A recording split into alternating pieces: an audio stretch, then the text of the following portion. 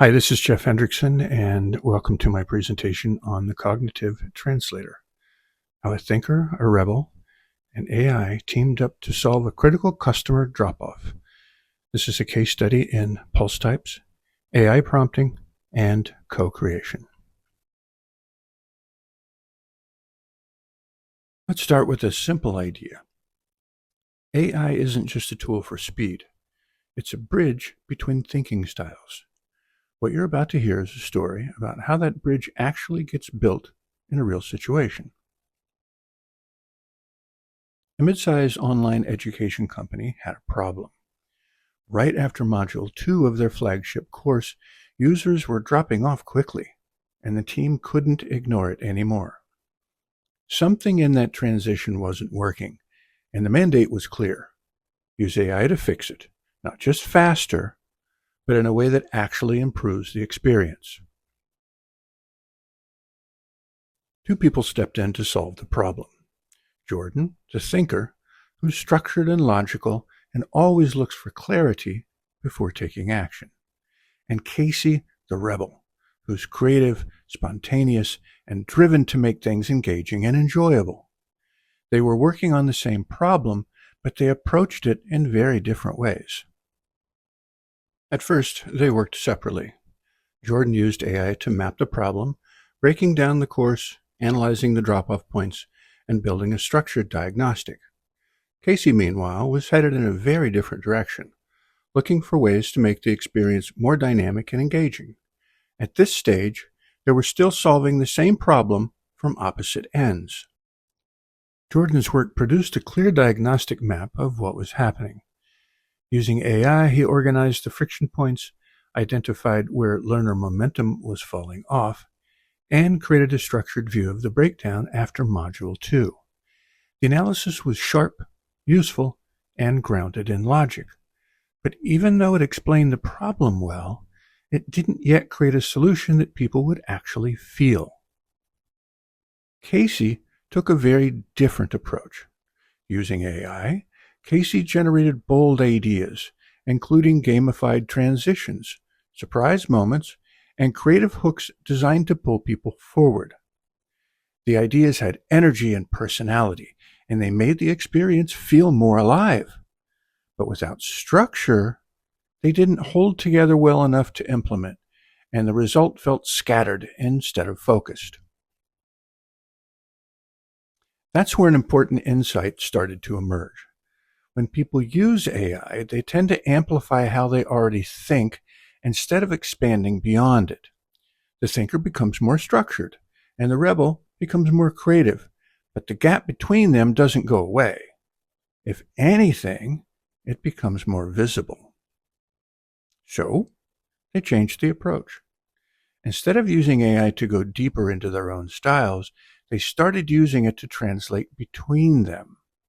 They realized that ideas without structure don't get built, and structure without emotion doesn't connect with people. Jordan started by grounding Casey's ideas. He took the most promising concepts and used AI with a clear goal, turning them into simple, step-by-step plans that could actually be executed. The result was different from what he expected. The ideas became actionable, defined, and something the team could realistically build. For Jordan, what once felt chaotic started to make sense. Then Casey flipped the process. She took Jordan's structured analysis and ran it through a different lens, asking AI to translate it into language that felt human and relatable. She reframed the insights as things a frustrated learner might actually say, and then added small, creative solutions to each one. Now the data had emotion and voice, and it felt connected to real people instead of abstract numbers. This is where everything started to shift. They weren't just using AI to create outputs anymore. They were using it to understand each other and to combine their strengths in a way that neither of them could do alone. From there, they built two simple interventions. The first was a level-up checkpoint inside the course designed as a short, focused, interactive moment that gives learners a quick win before moving forward. It combined structure with engagement and gave people a sense of progress at exactly the right moment. The second was a 2-minute win story.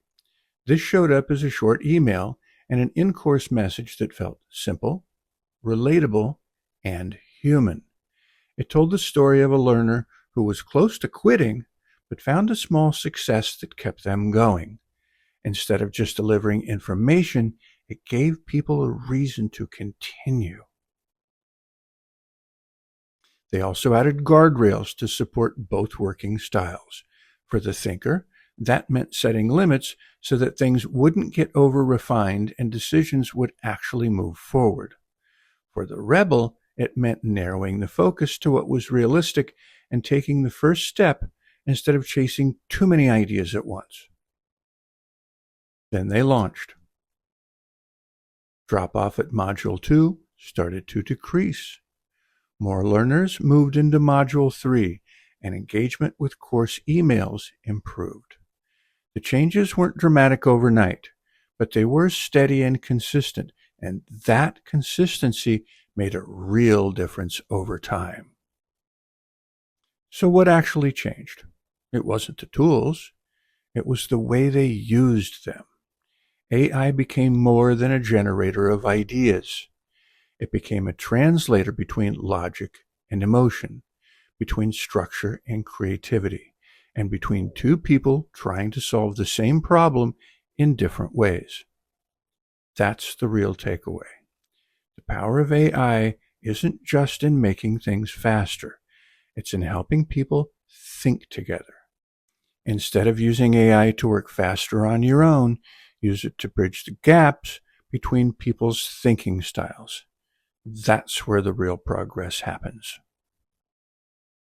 If you're seeing this dynamic play out on your team, you're not alone. Most teams don't struggle with effort, they struggle with misaligned thinking styles. Pulse types is how I help teams make those differences visible and actually useful. So if you're curious about what that looks like for your group, reach out and let's take a look together.